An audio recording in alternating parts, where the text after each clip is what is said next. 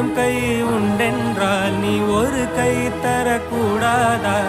ஈராயிரம் கண் கொண்டாய் உன் ஒரு கண்யனை பாராதா? உன்னில் சரணடைந்தேன் இனி நீ கதியே.